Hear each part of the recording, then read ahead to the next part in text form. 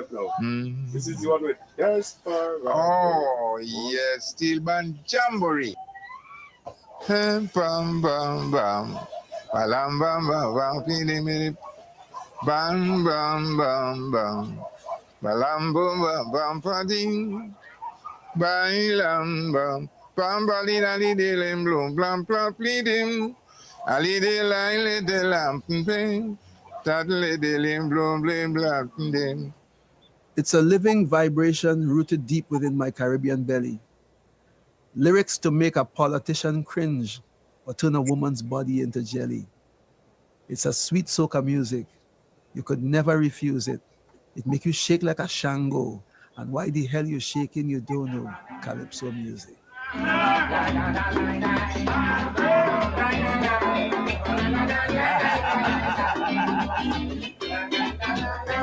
Bam bam, la bam bam.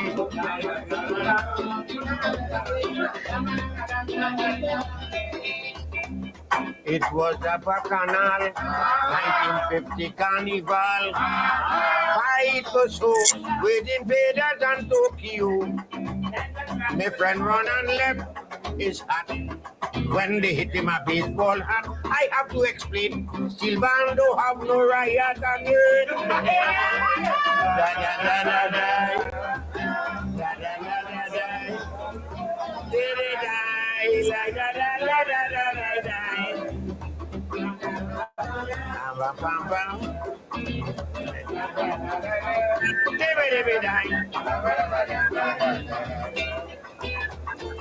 But it's not felting. If you see sleds passing, husband and wife, look, they start running for their life. An Indian man selling bread, sold out, lad to their dead, never me again. To jump in a steel man in front of Spain. Hey! La, la, la, la, la. They die. La, la, la, la, la, la. Calypso to me is dear to my heart. After God, my wife, Calypso. Every song that they make in America is about love, but we sing from politics to sport, to science, to whatever, education, it is recorded in Calypso. Calypsonian is a poor man newspaper. A Calypsonian is the person to tell the people spokesman, so to speak. He is to let the people know what time is it, what's going on behind their back. I consider the Calypsonian as the old African storyteller. You know, that guy will go from village to village just spreading the word. And the old African storyteller is just the man that's supposed to go around and keep the good works and the deeds of your heroes alive. Now, to all my fans who want smart, I'm very sorry. But my pleasure does always come second to my duty. And my duty is to make sure that my people life happy. And anytime that thing happens, all out we go jump down Dorothy. Because so much of famine in Ethiopia, I say assassination, is going on in India. Anytime we don't have to live with these frightful things around we, yes, I'm going and finish the whole damn Calypso Dorothy, our jamshi. And she jam me. How we back, and we roll back. But once my people keep fighting, for equal share the king. Wait, Dorothy, wait, Dorothy, wait. That a good Calypso is timely and timeless, meaning that it comes right in the nick of time. Calypso is not just a Caribbean thing. You know, it is a Caribbean music, but it's not ours to own. Music is to be shared for the world. When Americans say about Calypso, they always say Harry Belafonte. No, Harry Belafonte, people in Trinidad don't know him as no Calypsonian. The real roots of Calypso is right here. I see the Calypsonian as a concerned villager.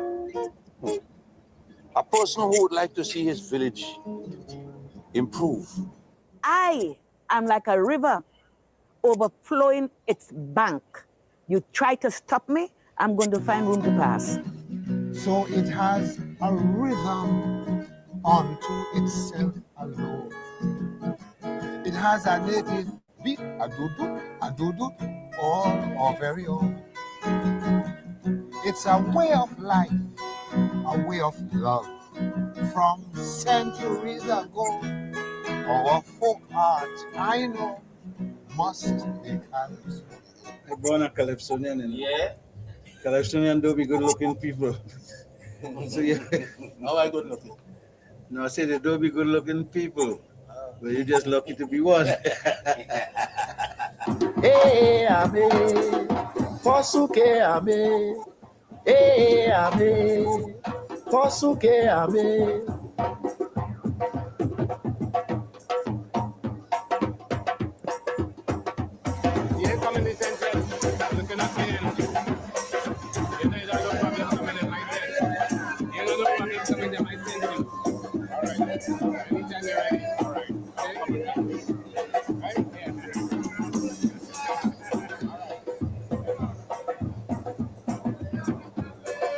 It was a cry of the slaves.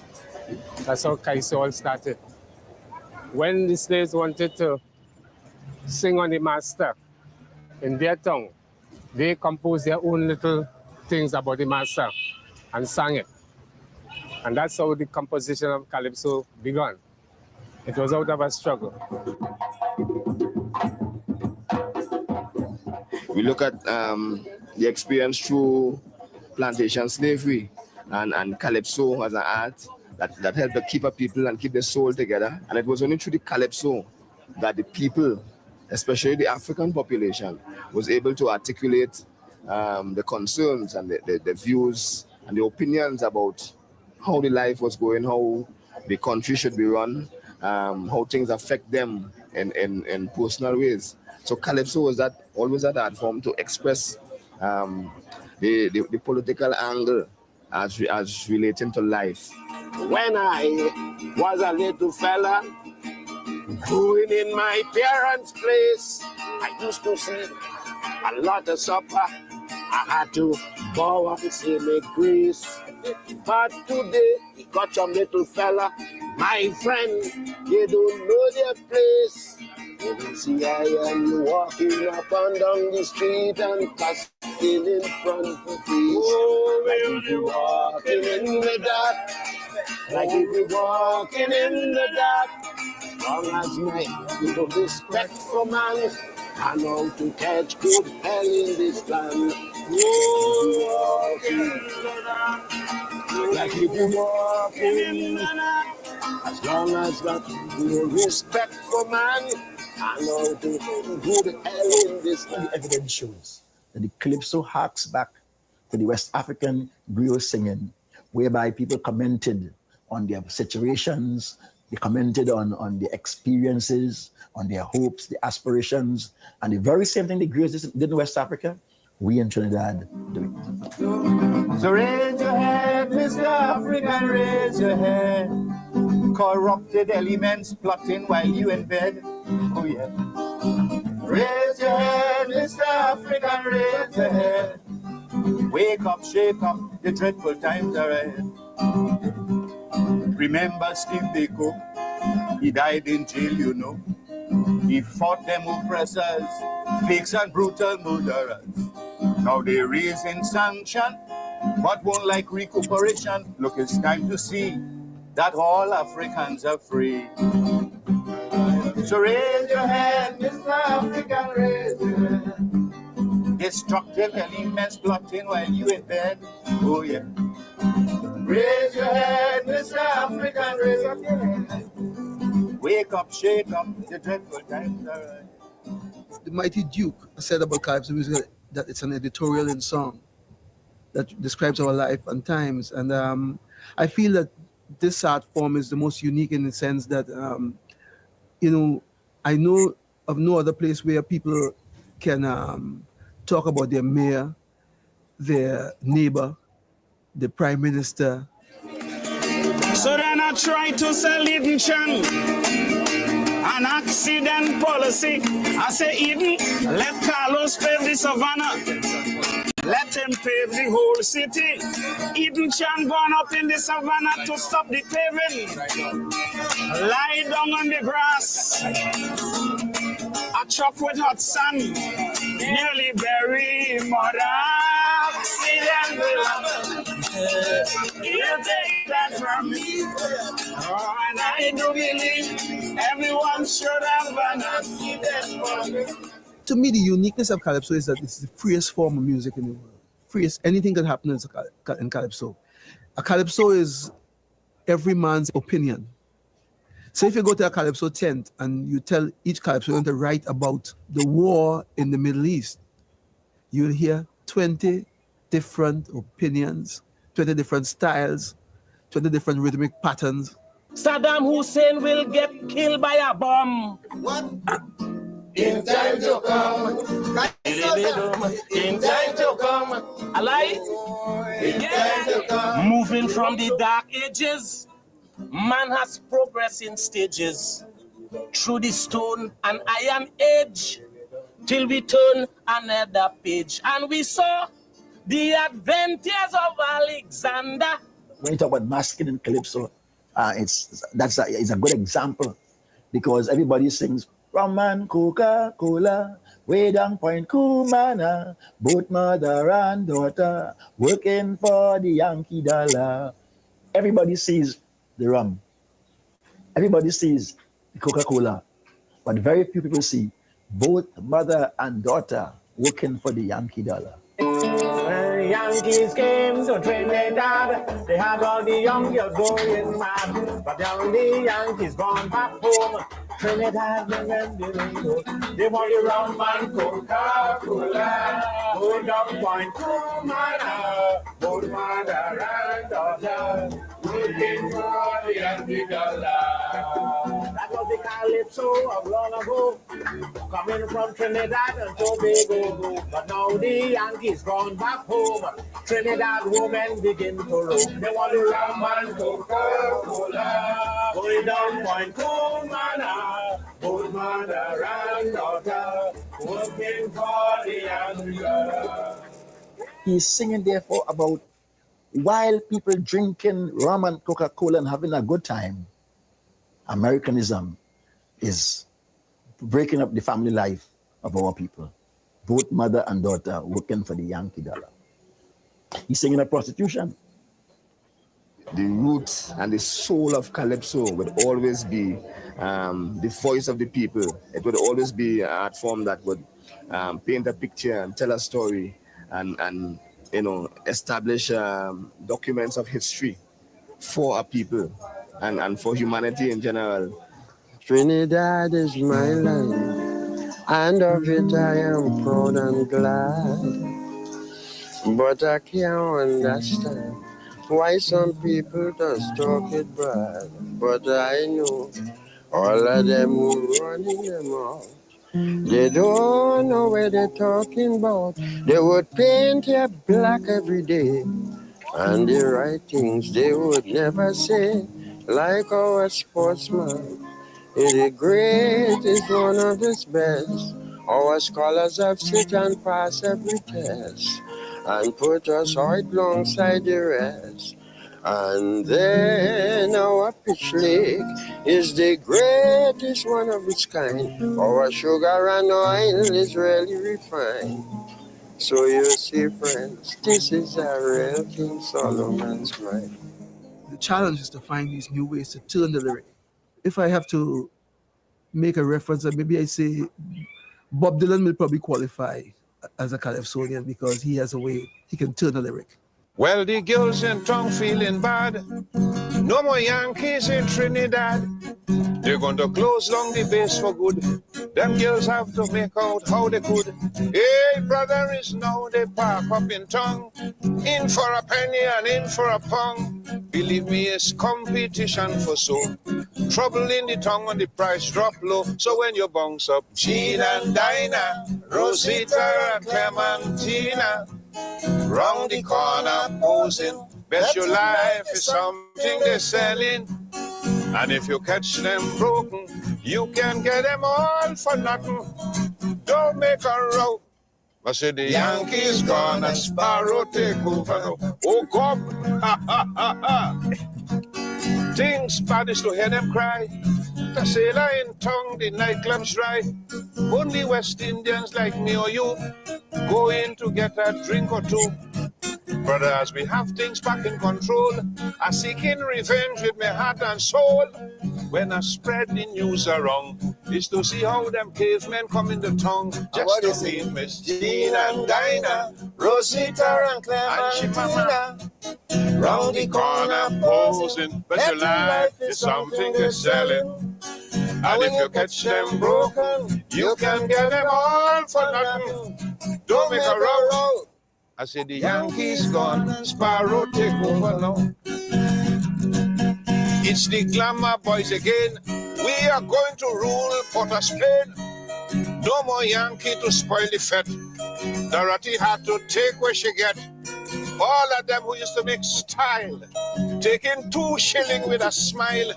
No more hotel to rest your head. By the sweat of thy brow, thou shalt eat bread. Mama, you, Jean and Dinah, Rosita and Clementina, and she mama round the corner posing. Bet your life is something to sell. And if you catch them broken, you can get them all for nothing. Don't make a row. I want to hear the Yankees gone and Sparrow take over now.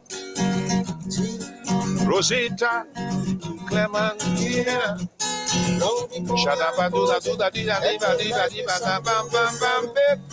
And when you can beat it, don't make a row.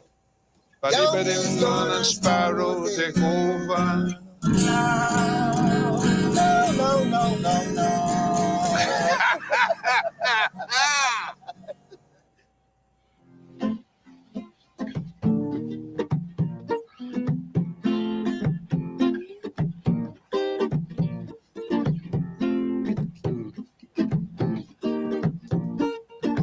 Life today,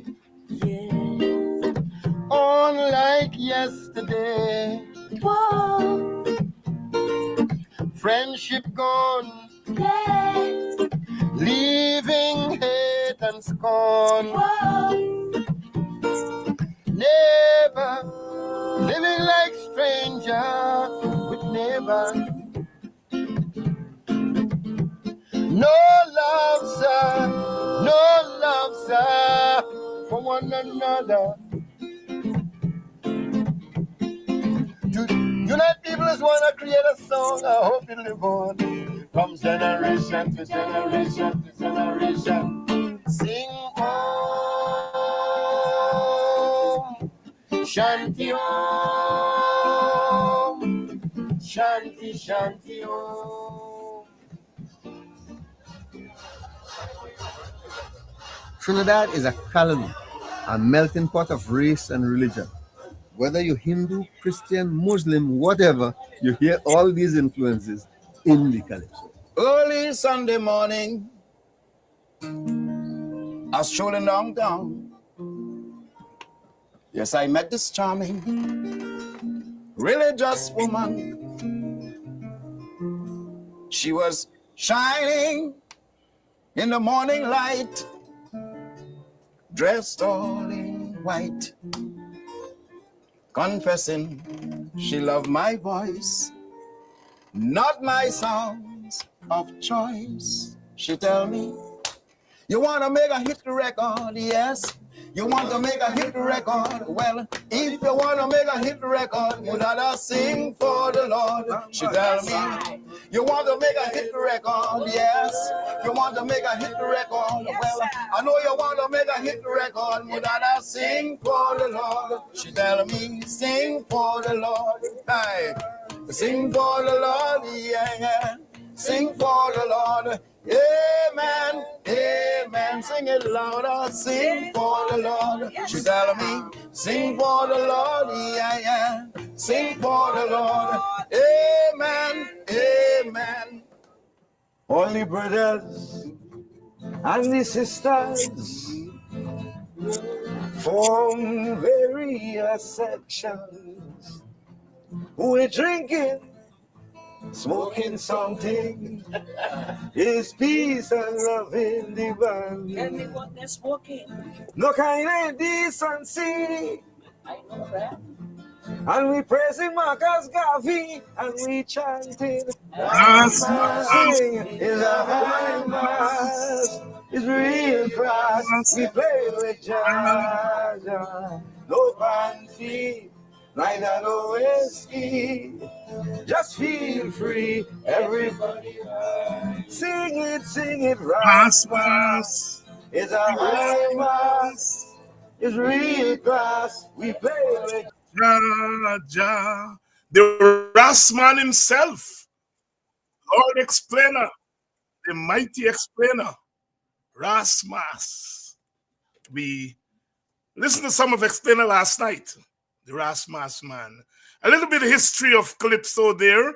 I know yesterday was Ash Wednesday, and once Ash Wednesday come, Carnival done. But we continue to familiarize ourselves with the history here. Ivor said that, you know, we can trace our Caribbean history through the Calypso. Ivor, of course, from his comments here, really knows the art form. My introduction to Calypso beyond entertainment was 1972. The late great Gordon Rollier, who is the #1 Caribbean scholar of Calypso, Guyanese, but spent his life teaching at the University of the West Indies in Trinidad. And I heard him with Ken Cosby on a program called Night Ride, a late night program.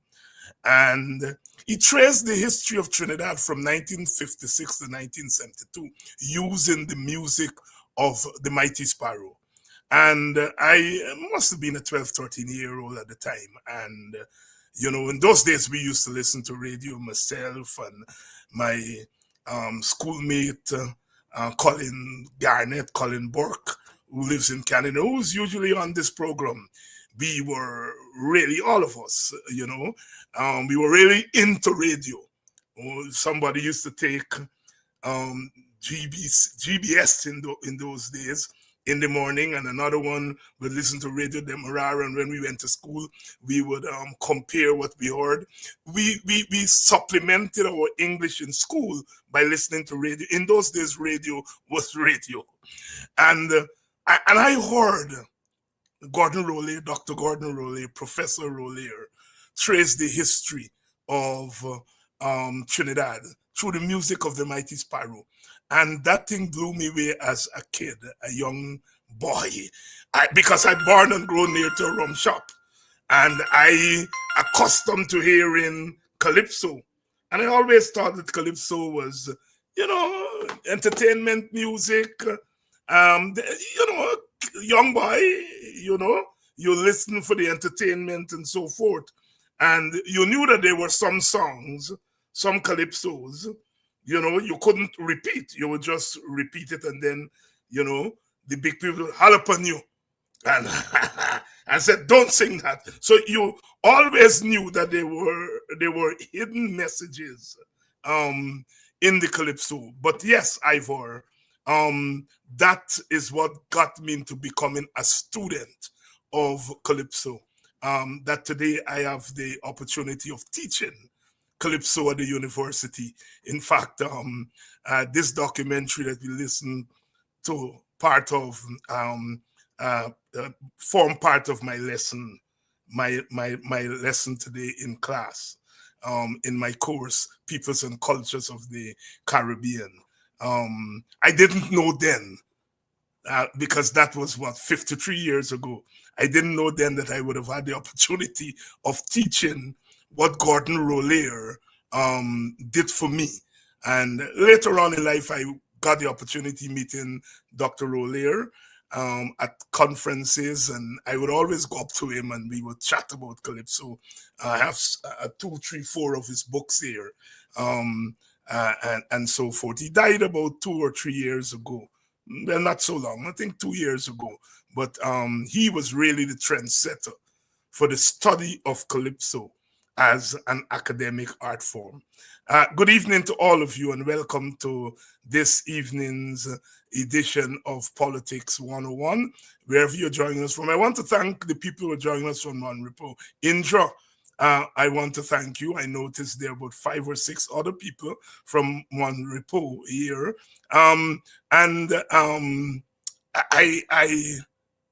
You'll learn later on that our program is a program that people of all ethnicities view. the Indian Guyanese, for example, who write to me privately and encourage me to continue to do what I do, and I protect them, protect their identities. Some of them, after the recent noise over my comments, wrote to me privately and to thank me for raising an issue which they think is dangerous for all of us. So I would like to welcome all our brothers and sisters, our Indian Guyanese brothers and sisters who are joining this program. I'm not talking about the troublemakers. I'm talking about our brothers and sisters who join this program and communicate with me and to say how much they are able to learn about our history, our politics, our society from this program. And I would like to thank you for joining us. After all, our Guyana is a multi-ethnic society and we all have to live in our country. And we have to live together and we have to live not just in unity, but a unity that is born out of mutual respect and a sense of equality and equity. Last night, I talked about this new Guyana within the context of the New World Order. And I got a lot of feedback on last night's program. The point I made last night, I think, or one of the points is that, listen, when you are in the midst of history unfolding, you sometimes don't recognize it because, you know, things look the same. And I think those of us who have had the opportunity to go on and to spend our life reading books and, you know, studying these things, we have an opportunity to point out to the rest of us, not because we have some supreme talent. It's only because we make a living off of it. If you're a nurse, you make a living as a nurse, and somebody cries out for a chest pain, you know, you have the presence of mind to say, look, go take this, go take that, you know, because that's what you do for a living. And so those of us who are scholars, it's not that we have some supreme talent, because all we do as scholars is that we take your experiences, we take what you do, we take what the Calypsonians sing, and we do what we call research, and then give it back to you in the form of books, in the form of articles, in the form of programs like these. In fact, we are giving you back your own thing, So those of us who are scholars we are not special in the sense that we know more than anybody else. We don't, because often I'm amazed at ordinary people who didn't go on to university, who didn't become certified, at how brilliant they are, because they have an ear and they listen. And all people like me do is validate what ordinary people already know. And so when people look down on ordinary people, when people look down on people who are not certified, as being lazy, as being stupid, as don't want to go to school, it angers people like myself, and it makes me more determined to use what I have had the opportunity to do to protect those people. I went to school with boys and girls who I knew were brighter than me. In, you know, when we talk about bright in terms of the ability to think and pass exams and so on. I went to school with them and they're bright more than me. But they had to leave school early because, you know, father died. You know, there's a young man I went to school with. I always remember him, Michael Licorice from Frederick Bagdam side. And Michael was a bright boy. But remember, his father died very early. And he had to leave school, I think at third standard or somewhere there, because he had to go into the Bagdam and work. Because his father was working the Bagdam, and remember his father died. I think it was from eye cancer or something like that. But he had to leave school. He was a bright chap. And years later, I was one day, one emancipation day, I was walking into the national park. And this person pulled up on a motorbike next to me with a little girl on the motorbike. And I looked at him. He said, "Really?" I said, "Yes, boy. Once you call me there, you grab your box, man." He said, "Watch me go there. Watch you go there. Watch you go there." I said, "Bye." Michael Licorice said, "Yes." I said, "Bye, me and see you in donkey years." He said he saw me walking. And he turned around because he had his 9-10-year-old daughter. And he said he wanted his daughter to meet me. Because every time he saw me on television, he would say to his children, "That chap and me sit down in bench at school." And I think I was brighter than he, you know. And the daughter said to me, "Yes, Daddy always say that." And he always said one day he wanted him to meet me. I tell that story to say that circumstances, you know, could make people didn't get the opportunity to go on to university, but that doesn't mean that they are not bright. So many people I know in this audience, and so many people I look at your comments here, and I marvel. I said, "My God, why don't I have that instinct?" You see?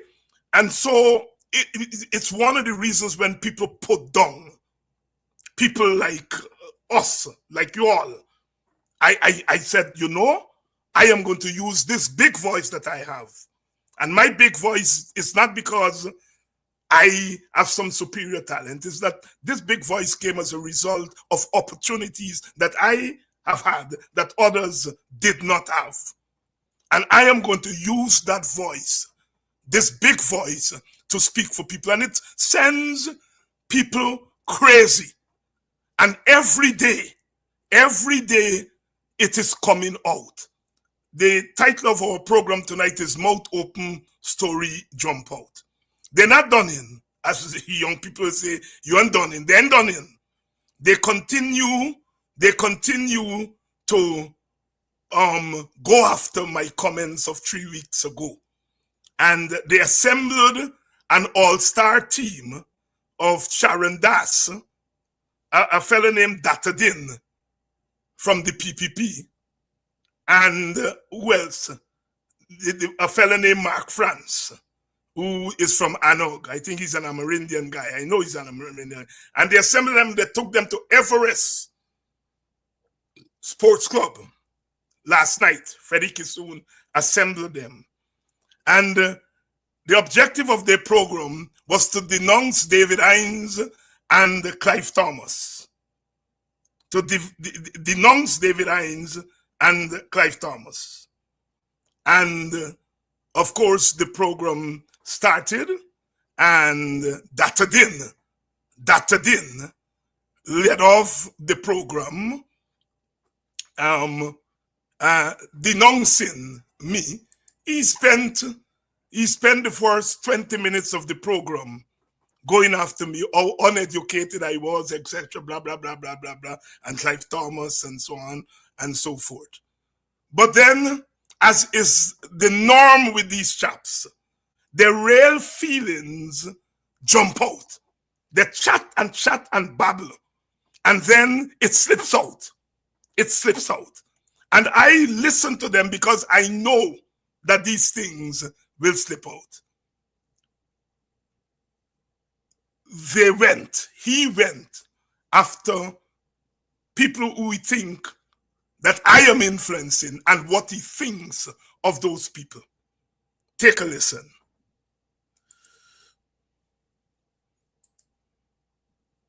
Is nothing. There is hatred because they haven't fulfilled what they should have done, and they now want to persuade the youngsters in Guyana to do that. And unfortunately, it's fertile ground.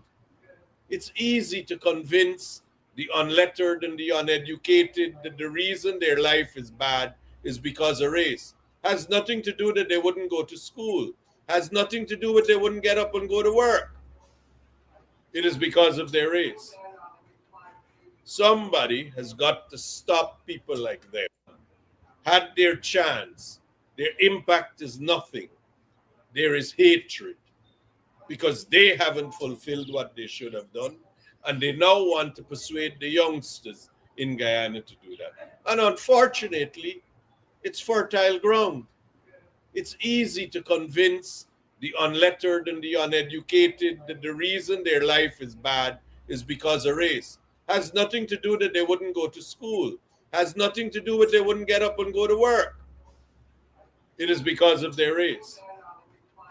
Somebody has got to and find corruption and dictating what we should do with oil money. Really? That's what you came to? Places? Clive Thomas auditing places and looking to file charges and find corruption and dictating what we should do with oil money? Really? That's what you came to? If you told him that, honestly, if you told him that in 1990, he'd slap you. He was better than that. But all of these people who have had their run, had their chance, their impact is nothing. There is hatred because they haven't fulfilled what they should have done, and they now want to persuade the youngsters in Guyana to do that. And unfortunately, it's fertile ground. It's easy to convince the unlettered and the uneducated that the reason their life is bad is because of race. Has nothing to do that they wouldn't go to school. Has nothing to do with they wouldn't get up and go to work. It is because of their race. Somebody has got to stop people like them from trying to influence children. Their vile hatred has no place in Guyana. In fact, I don't know where it has a place. It has no place in this country. Not anymore. Dr. France, your party. Y'all heard it there for yourself. Y'all heard it there for yourself. The unlettered and the uneducated, the people like me and Clive Thomas, here he said it's fertile ground. We are influencing the uneducated and the unlettered. And they are uneducated and unlettered because they're lazy. They don't want to get up and go to work. And they don't want to go to school.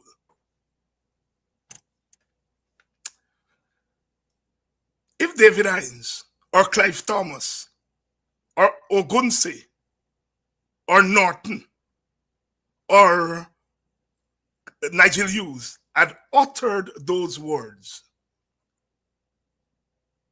about Indian people, because clearly he's talking about black people who are unlettered and uneducated because they're lazy. They don't want to get up and go to work, and they don't want to go to school. Imagine if David Hines, Ogunse, Thomas, Norton, Nigel Hughes had uttered those words about black people. Because the other day my words were to black people, and they take it and make it racist. If we had uttered those words about anybody, black people, much more Indian people, it would have been all over the news today. And that man could sit down at Everest Club, and they introduced the program as the All Indian Sports Club, because that's what Everett used to be. And they went to Everest Club to denounce two black men, David Hines and Clive Thomas, and by extension, other black men and women of our ilk. But forget about how uneducated and how Clive Thomas and I didn't achieve what we should have achieved in life. Forget about all that. Clive Thomas and myself, we can defend ourselves, right? And all you're hearing from them, there is jealousy. Jealousy. But beyond jealousy is the whole notion that black people cannot be scholars. We cannot be educated. And so if we are educated, we must be fake. Because the real black people are lazy and unlettered, uneducated. Can you imagine if I had uttered those words? It would be all over the news. And some black people would be saying, Dr. Hines chose the wrong words. But Datadin could go at Everest nightclub, sit down there and say that, and nobody heard. Because they have the right to say what they feel about black people. But we don't have the right to say how we feel about our own people. There's the man, in his own words, referring to black people as uneducated, unlettered, lazy. And dictating what we should do with oil money? Really? That's what you came to? If you told him that, honestly, if you told him that in 1990, he'd slap you. He was better than that. But all of these people who have had their run, had their chance, their impact is nothing. There is hatred because they haven't fulfilled what they should have done. And they now want to persuade the youngsters in Guyana to do that. And unfortunately, it's fertile ground. It's easy to convince the unlettered and the uneducated that the reason their life is bad is because of race. Has nothing to do that they wouldn't go to school. Has nothing to do with they wouldn't get up and go to work. It is because of their race. Somebody has got to stop people like that. We're filming on the balcony of the Everest Cricket Club. As you can see in the background is the Everest Cricket Ground and the youngsters practicing. And beyond that is the mighty Atlantic Ocean. Interestingly enough, this cricket ground was called Indian Sports Club. And tonight our topic racism. As our guests this evening, 2 lawyers and 1 medical doctor, but they would not be discussing the legal world of Guyana, or they will not be discussing medicine. They will be discussing racism, the pronouncement of Guyanese society along racial lines. We're coming up to an election, and one would have liked to think that as we come up to that election, the last thing we would want would be to incite people unnecessarily by invoking who is African, who is Indian, and who you must vote for or who you must cling to based on race.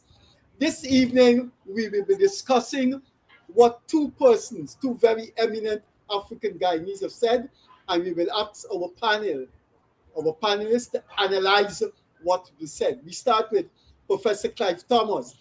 Professor Clive Thomas, as reported in the Starbuck News, said to his party's executive meeting, referring to African Guyanese, when you trade your votes for perks, when you sell your votes for resources, you lose your vote forever. He was, of course, referring to African Guyanese. And visiting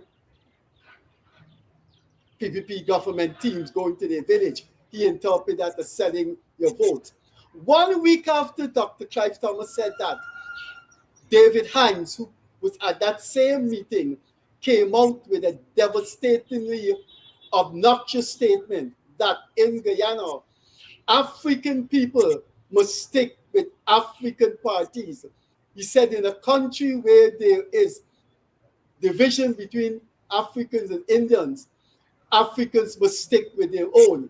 And he called African actors, African political activists, and African youths gravitating to the PPP some scatological descriptions of ass liquor, bottom ass liquor, particularly referencing James Bond and Chronicle columnist Leonard Craig, to discuss what it would be like as we lead up to the elections is two iconic names in Guyana, Charan Das Prasad and none other than Mr. Datadin himself, Sanjeev Datadin, and the leader of a new and united party, Dr. Mark France.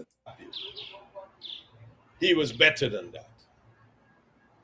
But all of these people who have had their run, had their chance, their impact is nothing.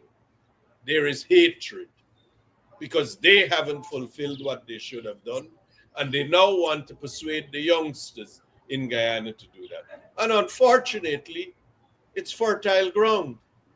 It's easy to convince the unlettered and the uneducated that the reason their life is bad is because of race. Has nothing to do that they wouldn't go to school. Has nothing to do with they wouldn't get up and go to work. Ah, the irony of history, the irony of discourse.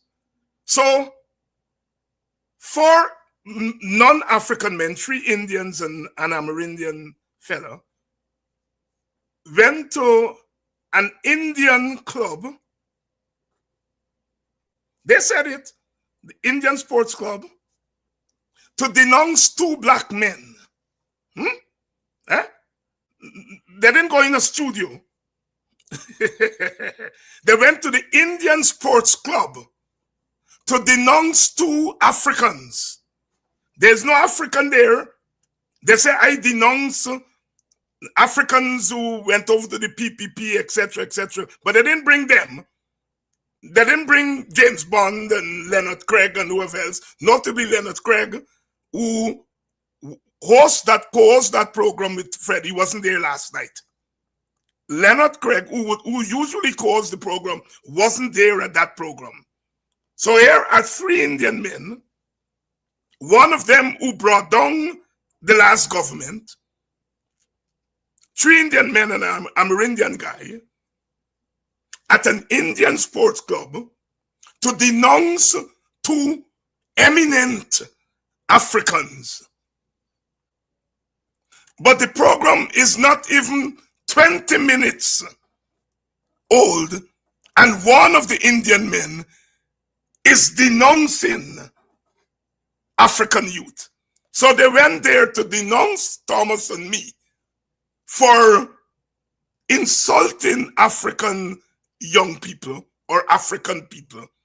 And 20 minutes into the program, the man is denouncing African young people as unlettered, uneducated, and lazy.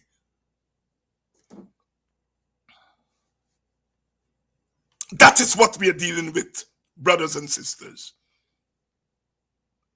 If you all thought I was lying all the time, or Ogunse was lying, or Clive Thomas, or any one of us, you all have it there. Their interest is not in my language. Their interest is that I am asserting my right and my duty as an African elder to say to African young people, Do not allow people to catch you and send you back into modern day slavery. That is their anger. And you heard them? African young people, they're fertile ground. Because they're uneducated and they're lazy. They're unlettered. They're fertile ground.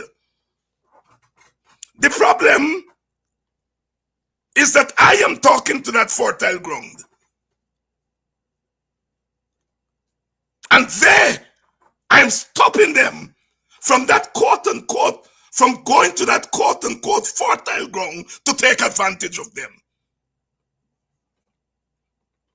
Y'all stay with me. Y'all stay with me as I expose these people. Y'all stay with me as I expose these people. And I'm not exposing them by creating narratives as they do with me. They know I wasn't talking about people going and join PPP. They know I wasn't talking about that. They know that my language was folk language. It had nothing to do with lewd and all of that nonsense. But they know that I am aware that they want to take advantage of our people. They want to take advantage of young black people.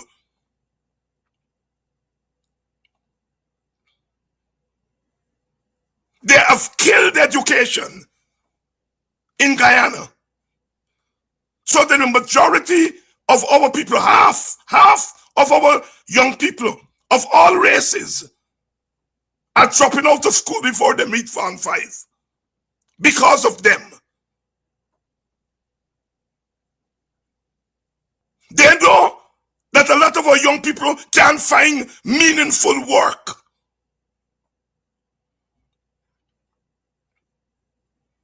They know they've created those conditions.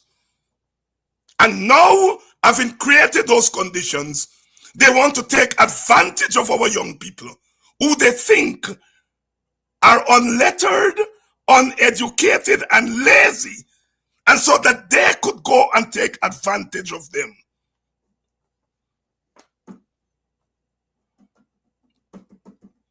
And I am sinner number one because I peep the card and I use my God-given and the opportunities that I was given by my people to study people like them. And I'm using that to say, no, you are not going to go there and take advantage of those people. And so they have to strip me and strip Clive Thomas of our academic prowess, if that is a word, or academic credentials. So we are not real academics.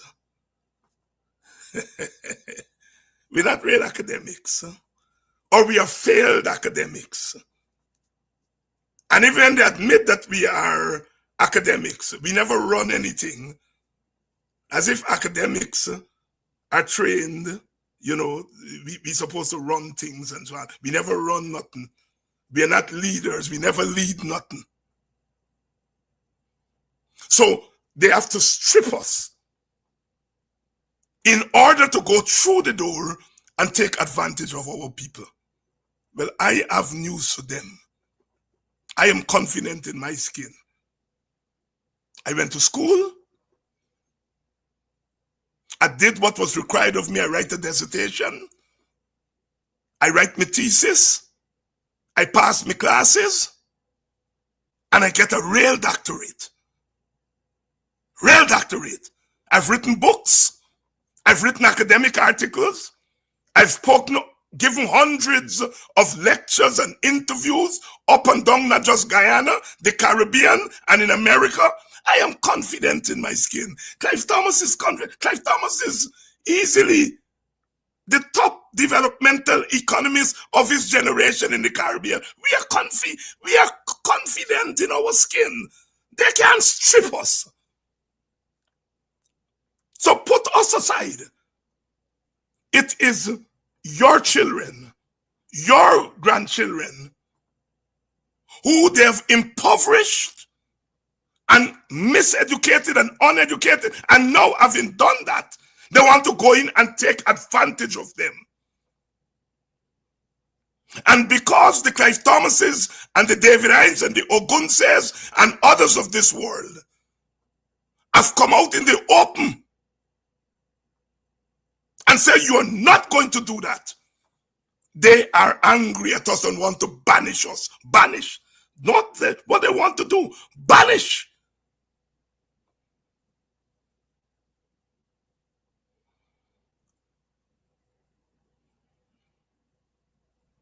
That is what these people are up to, brothers and sisters. That's what they're up to. And I knew I've been around politics long before some of them. And I knew that the real truth will come out, not through my interpretation, but through what they would say. Last night, we talked about what they're up to. And when I was finished, I tuned into their program.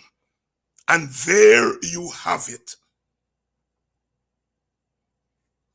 Fertile ground. Black young people are fertile ground for people to go in and to take advantage of them. Because they're uneducated, they're unlettered, they're lazy, they don't go to school, they don't want to get up and go and work.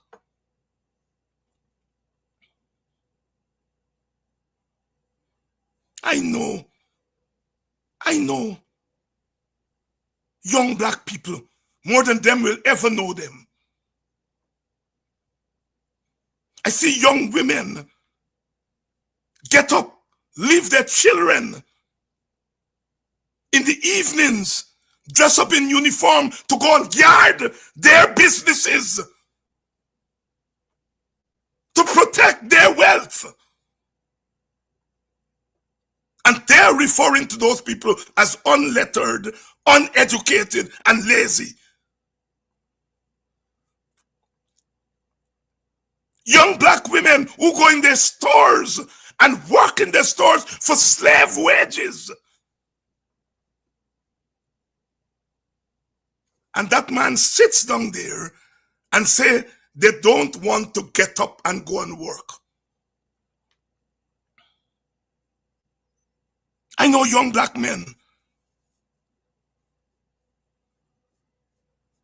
who get up, go and build their homes as carpenters and construction workers and masons.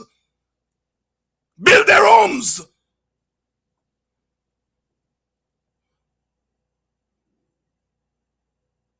And they call them lazy and uneducated. Are there young black men who don't want to go to work? I'm sure there's some of them. There are a few of them. Are there young Indian men who don't want to go to work? I'm sure there are a few of them. Are there young Amerindian men who don't want to go to work? I'm sure there are a few of them.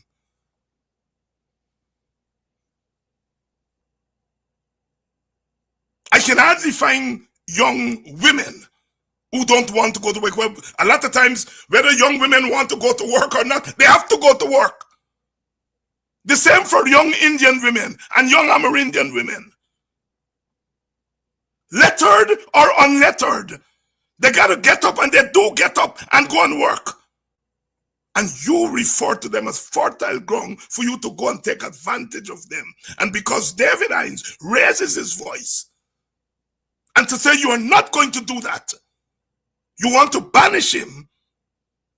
And in an admittance that my message has gotten through to black people, to young black people, you now turn back. The same people who want to go in and ride, you now turn back and calling them unlettered and uneducated and lazy. I didn't call James Bond or Leno Craig or whoever else. I didn't call them unlettered. I didn't call them lazy. I didn't call them uneducated. I didn't. I called out their behavior, their political behavior. Mouth open, story jump out. I know what they say in private, you know. I know what they say in private. Even some of our black middle class people feel the same way about the black working class. So it's not just Indian elites and Portuguese elites, and I noticed the Amerindian boys there with them. It's not just those elites. Some of the black elites also have a low estimate of black poor people. We heard our brother James on this very program with the same rhetoric of Datadin. Black people don't work hard enough. He apologized at the end of the program. So we have to give him his due there. He apologized. But the same rhetoric of Datadin. Black people are lazy. And neither Datadin nor James invented that. The lazy African came from out of slavery because we left the slave plantation after 400 years of riding us and working us without pay. And then when we got the opportunity in 1838, we walk off the plantation and go into our villages. They said that we are lazy after working for nothing for 400 years. The notion of the lazy African. And Datadin. And my displeasure with the James Bonds and the Leno Craigs and so on, it's not that they're going to join the PPP. It's that having joined the PPP, they adopt that rhetoric. And we heard James with that rhetoric.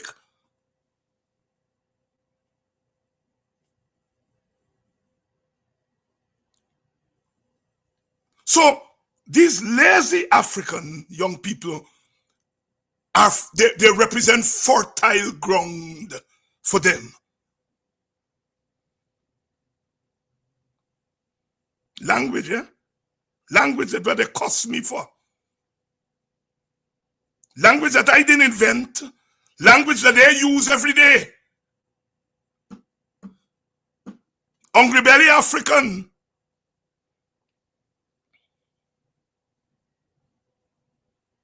You all or the lady. I didn't talk a lot about it on this program because I'm waiting for the PPP to go on the ERC, the ANOG to carry it to the ERC. The lady tells Sarwan, you get black man who a watchman and stop me from going and sell at Starbucks. Loaded, very loaded.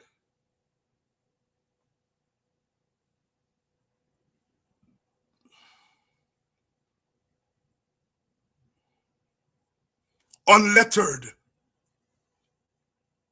They have lured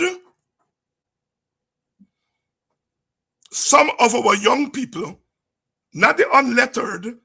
These are lettered now. Some of them, they get the high school plenty subject.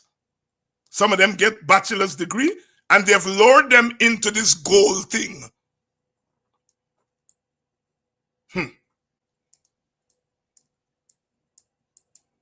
They've lured them into the gold story. The Minister of Education children, I am sure they're on no gold scholarship. The PPP leaders, their children not on gold scholarship. The gold scholarship is for these uneducated and unlettered Africans, and for poor Indians, and for Amerindians. But for the most part, it's targeted at these Africans. Now, these young people who have been lured into this gold ghoul are finding out that the thing is a fake. The university in England, which is advertised as the university through which these young people are getting this degree, have said that they have nothing to do with this gold thing. So they have conned our young people into believing they're getting a real degree. As it turned out, they're getting the degree from the University of Iflot. The president couldn't say where he got the degree from.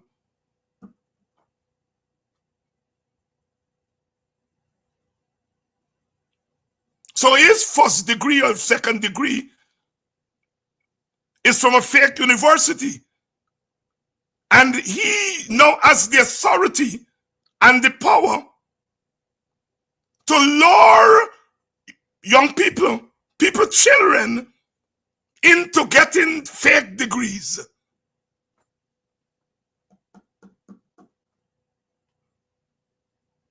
The young people are now finding out they're taking courses and the courses have no content.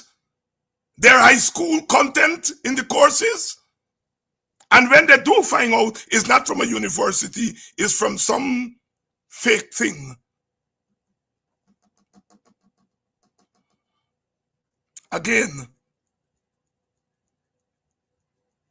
that would have been front page headline. If I were the Minister of Education and I had lured children into getting fake degree, it would be on the front pages of the newspaper every day for the next 6 months. But these people in the PPP do it. The press reported one day. In fact, it's only the Stabroek News who reported it. So all this boasting about gold and gold and gold has turned out to be fake degrees.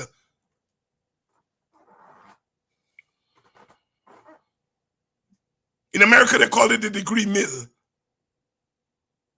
You remember Trump had started a university, he had to give back people the money, people sue, and all. You all remember the story? Well, that is what these people who are governing our country, that is what they're into.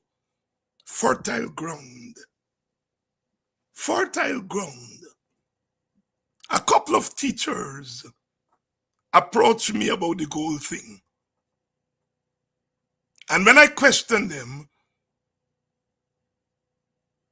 I told them, don't worry with that thing. Because I know something about university, of course. I said, don't worry with that thing. And I'm glad I gave them that advice. I'm glad I gave them that advice. Sisters and brothers, Guyana is a crazy place, but the craziness has method. They're uneducating our young people. And we now know why they want our young people to be uneducated, because that makes them fertile ground. Fertile ground. Fertile ground.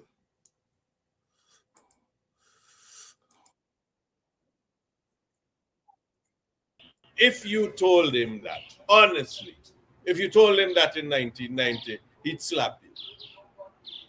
He was better than that. But all of these people who have had their run, had their chance, their impact is nothing. There is hatred because they haven't fulfilled what they should have done, and they now want to persuade the youngsters in Guyana to do that. And unfortunately, it's fertile ground. It's easy to convince the unlettered and the uneducated that the reason their life is bad is because of race. Has nothing to do that they wouldn't go to school. Has nothing to do with they wouldn't get up and go to work. It is because of their race. Somebody has got to stop people like them from trying to influence children. Of the Everest Cricket Club. As you can see in the background is the Everest Cricket Ground and the youngsters practicing. And beyond that is the mighty Atlantic Ocean. Interestingly enough, this cricket ground was called Indian Sports Club. And tonight our topic racism. As our guests this evening, 2 lawyers and 1 medical doctor, but they would not be discussing the legal world of Guyana, or they will not be discussing medicine. They will be discussing racism, the pronouncement of Guyanese society along racial lines.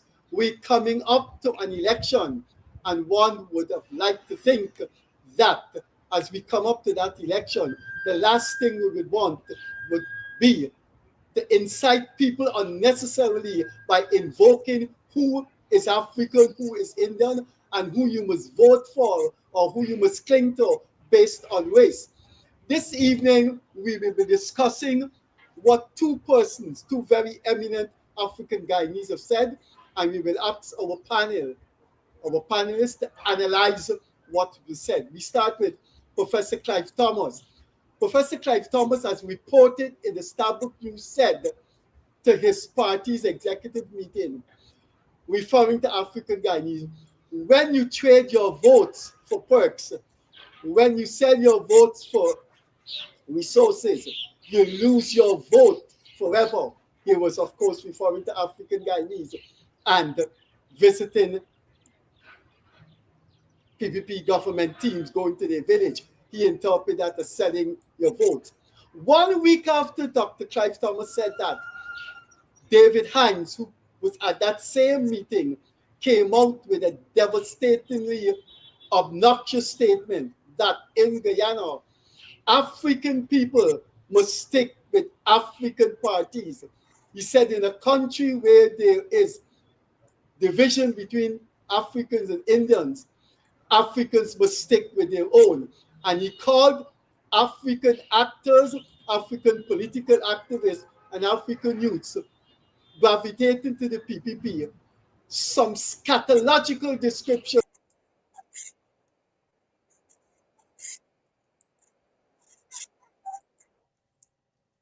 I am playing these clips so that you all won't forget them. I'm playing them. First of all, Freddie Kisun sits there and says what I didn't say. Second, he's lying. I made my statement. And at a meeting of our executive, we were discussing the reaction to my statement. And Professor Thomas made the profound comment, which is that when young people are forced to sell their votes, they then lose that sanctity of the vote forever. So Freddie, as usual, he creates his own narrative. Thirdly, nothing was reported in the Stabrook News. Stabrook News didn't give any report.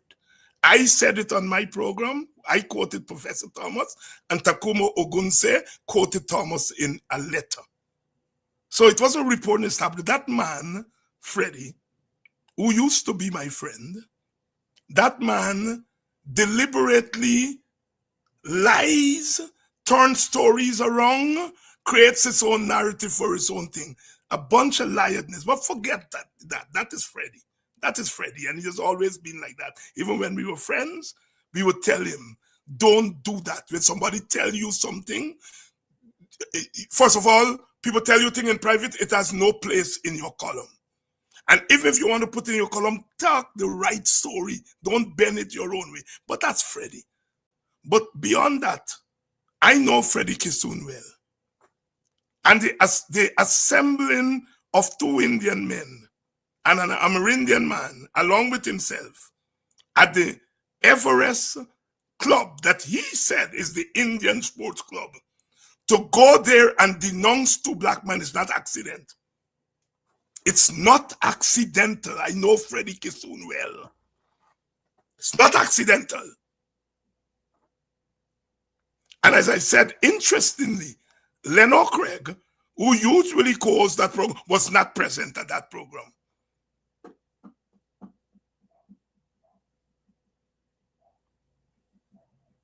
What Freddie didn't bargain for, or perhaps he did bargain for it, is that Datadin would let the cat out the bag. That African Guyanese youth are fertile ground for manipulation. But David Hines mustn't manipulate them. It's the PPP and the Indian elites must manipulate them. David Hines has no interest in manipulating anybody, much more his own people. Absolutely no interest. I want to protect my people from manipulation. What Bob Marley said? Soon we'll find out who's the real revolutionary, because I don't want my people to be contrary. Soon we'll find out who's the real revolutionary, because I don't want my people to be tricked by mercenaries. And they're mercenaries. A mercenary is someone who sells himself or herself to the highest bidder. And it's the mercenaries I am going after, not for which party they belong to. I'm going after them for doing what Datadin says that they're out to do.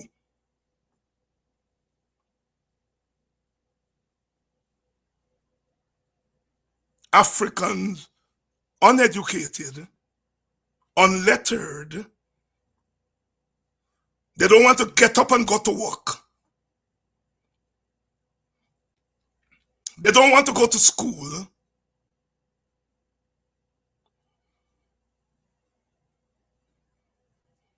They're fertile ground. They're fertile ground. If I have anything to do with education, if and when the government changes, education will be compulsory. Again, not by commanding people and beating them to send their children to school, but by giving them incentives to send their children to school. They know why they're doing nothing about 50% dropout in high school and 4% dropout in primary school. They know why they're doing nothing about it. With all the oil money, they know why they're doing nothing about it. Because when you do nothing about it, it's fertile ground. And it's not just for Africans. It's also East Indians. And Amerindians, worse yet Amerindians. Because the education situation is worse among Amerindians. At least among Indians and Africans, you get a few who just get 20 subject and 30 subject. In the hinterlands, where our Amerindian sisters and brothers are, they don't get 20 and 30 subject. So they want to keep our nation uneducated because it's fertile ground.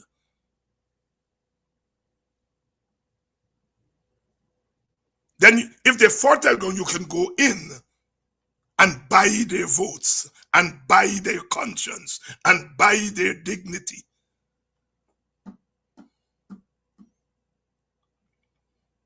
And they're doing it not just to the unlettered and the uneducated, even the lettered and uneducated, they're using gold to give them fake degrees. It has the same impact.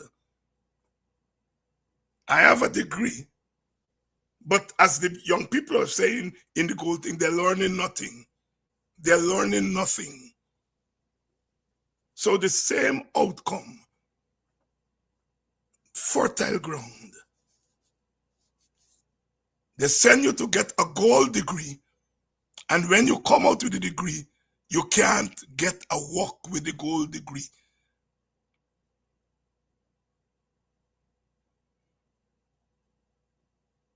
Sisters and brothers, we are in trouble. And a lot of times I talk to Africans because the majority of us on here, on this program, are Africans, but I'm talking to the East Indian poor and Amerindians, because you all are also consumed by what these people are doing. And there is a conspiracy that is hidden and not so hidden to banish people like me, people like those of us in the WPA, some in other parties, but mostly us in the WPA, to banish us. You see, they scare our political leaders. If you say certain things, Indian people won't vote for you. If you say black people, Indian people won't vote for you. Scare away Indian people, you won't get crossover vote. So our political leaders know that black people are suffering. They will whisper it. They'll probably say it in closed door meetings, but they would not say it in the open space. We in the WPA do not come from that culture. We will say it in the open space and let the chips fall wherever they may be. As I have said over and over again, I'd rather lose 5,000 crossover vote to save 1 ounce of black dignity, or to save 1 black life, or to prevent them going in and catching 1 black person and taking them into modern day slavery.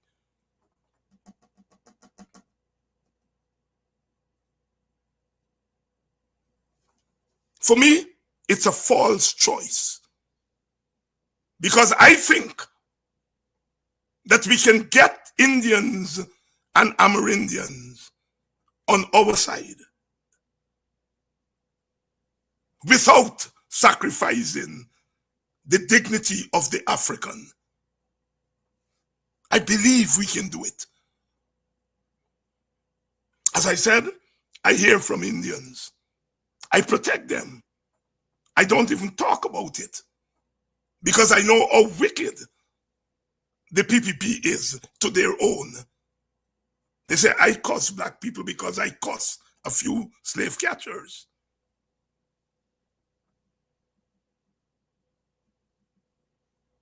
There is a brother and sister who are usually on this program from West Coast Boobies. I think they're from Bushlat. They burned down the butcher shop because they're PNC members. I never burned down no black person shop because they are PPP members. And I would never encourage our supporters to do that. But they burned down these people butcher shop because they are members of the PNC. They treat Indians terribly.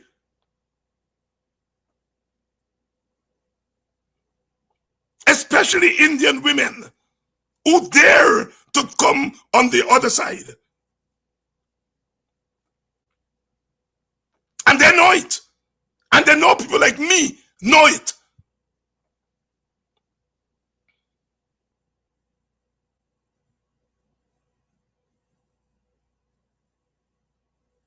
What they're doing is that they're projecting their own nasty behavior on us.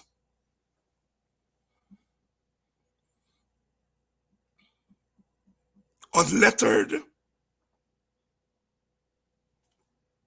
lazy, they don't want to go to school, they don't want to get up and work. That's the way they see African youth. They're not coming to catch you, to make anything of you, because nothing could come of you, because you're lazy. So when you hear our brother James with it, that's where James got it from. I know James Bond personally. As I said, he's a person I will call a friend. I know James doesn't think that. James don't think that black people are lazy and don't work hard. I know that. He doesn't think so. But part of going over to the PPP in these days is that you have to adopt that rhetoric, the Datadin rhetoric, not the James Bond rhetoric. James Bond is taking that rhetoric from the Datadins. And that is why James apologized. James doesn't believe that. Leno Craig doesn't believe that. But you go to crab dance, your skin gonna get mud. That's the point. I could never. I have been around black people in the PPP. One of my very good friends is a woman named Shirley Edwards. I never heard Shirley say those things about black people. Shirley belonged to the PPP, and her children and her family, they lived in lodge and they socialized with black people in lodge. They go to black people party. They didn't lose their African identity.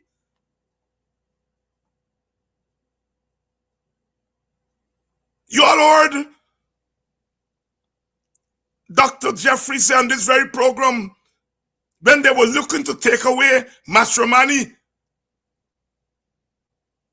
Clinton Collymore said, "Well, you all and leave them black people thing alone." People like Clinton Collymore and Belgrave and Shirley Edwards and them, they are not slave catchers. They are PPP members. They're not slave catchers. I could not be talking to them. They were never socialized to be slave catchers. I said here last night, I wrote for the Mirror newspaper. Nobody never put a mirror in my hand and said, "David, go and share a mirror." Mr. Jagan would not disrespect me like that because I did not present myself as a black slave catcher. She never asked me to join the PPP. Gail Teixeira never asked me to join the PPP. I associated with them in the interest of national unity. You heard Takumo Ogunse say that he spoke on PPP platforms. So did the UC Kwayan and Clyde Thomas and Walter Rodney and Diane, all of us. And we used to invite them to come to our platforms. Only Moses Nagamutu came. And Moses didn't have to become WPA. He didn't have to stop being Indian. But these here nowadays, these PPP leaders nowadays believe that the African youth is fertile ground for slave catching. I read that again. I hear you. And this audience hears you. And the thousands who would be viewing this program, they're going to hear you. The Chronicle, which is on air tonight, NCN, which is on air tonight, Kwame, who is on air tonight, They are not going to put this in the front page of the Chronicle. That didn't call Africans unlettered and lazy and uneducated. They're not going to do it. But you are on record. And like I said, Professor Thomas, David Hines, and all of us in the WPA, we are very comfortable in our skins.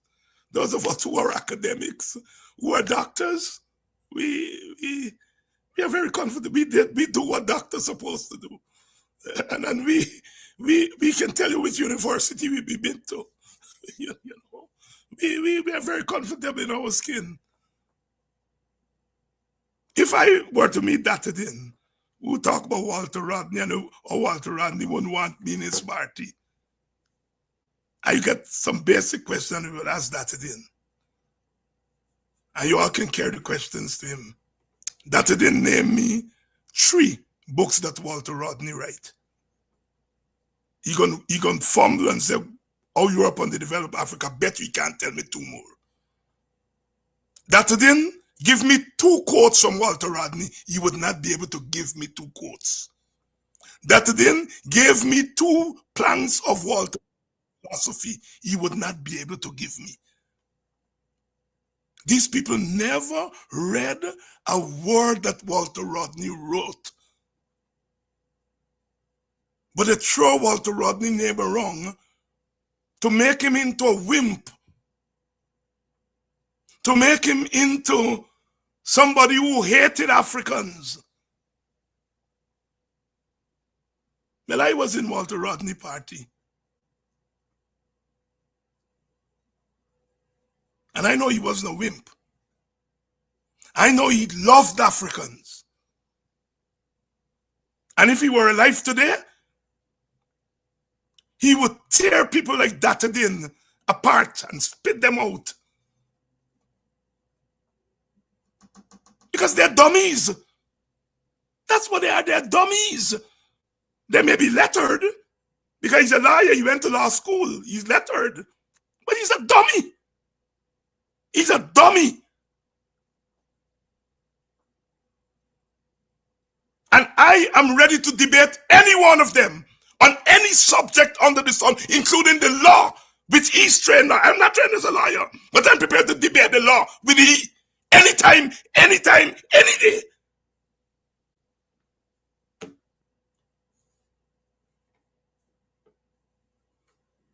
Don't worry what I study. Let me go to the law where he studied. I am prepared to debate the law anytime with the Datadins of this world. A set of dummies.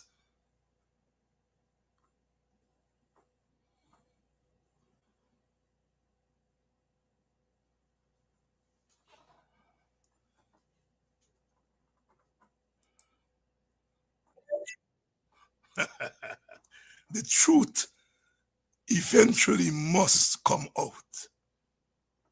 And that's what I'm saying to you all Africans and you all East Indian and Amerindians who are on our side. This is the fight of our lives.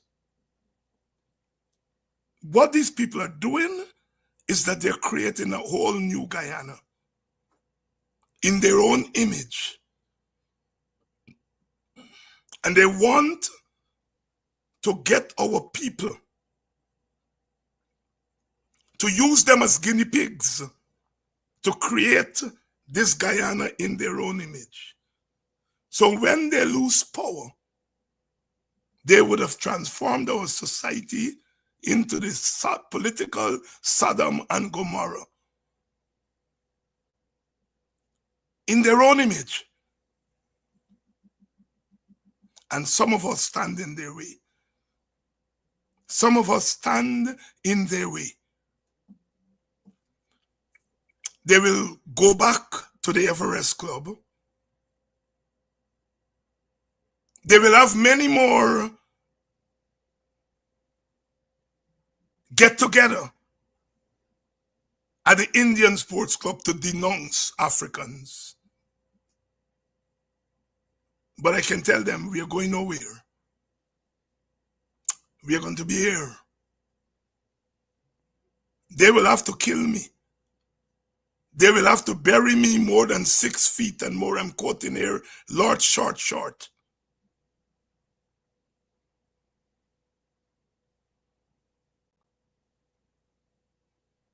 I was born in this land. I'm going to die in this land. Nobody going to run me from where me come from.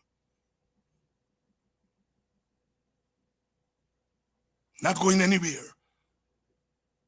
We peep their cards and we are stopping them in their tracks. And with your help,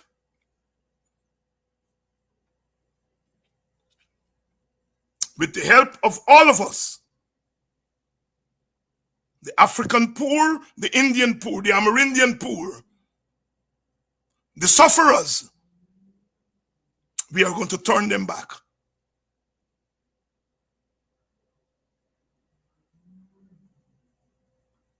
They will not banish me. They will not banish us. They can do what they do. They can say that those who associate with us are just like us. That's their business.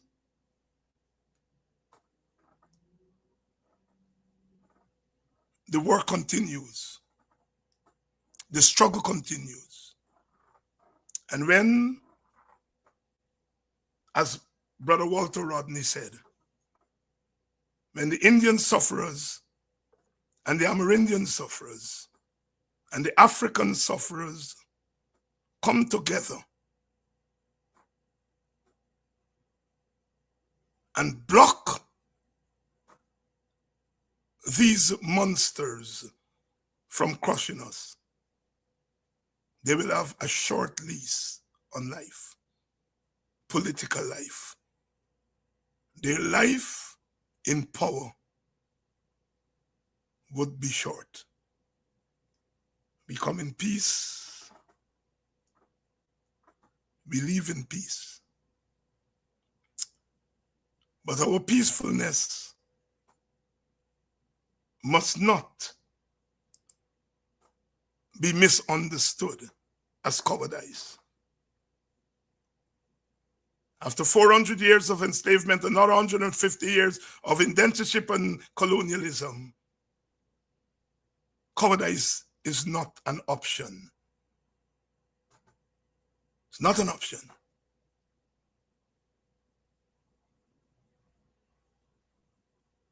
Not an option.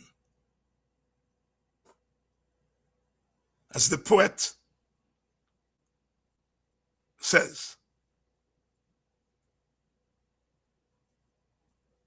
with our backs pressed to the wall, dying, but fighting back. Claude McKay, Jamaican poet, West Indian poet. If we must die, then let it not be like hogs.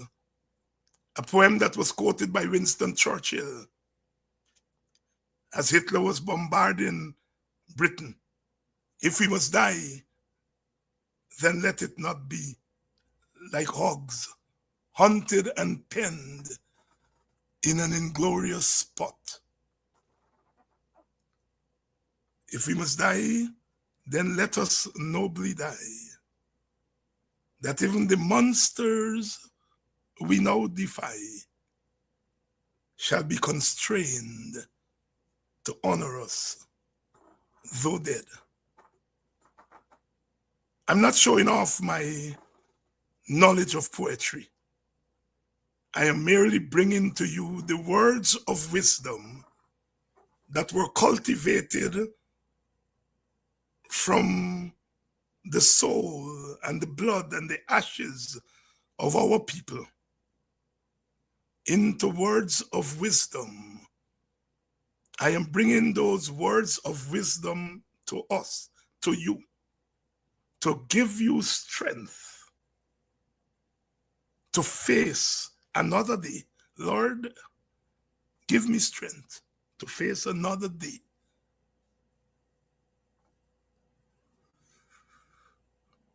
Maybe stormy tonight. And maybe tomorrow night. And maybe the other night. But we know joy cometh in the morning. We are into the Lenten season. Started yesterday, Ash Wednesday. As that hymn says, 40 days and 40 nights thou wast casting in the wild. There will be crucifixion. But on the third day, there will be resurrection.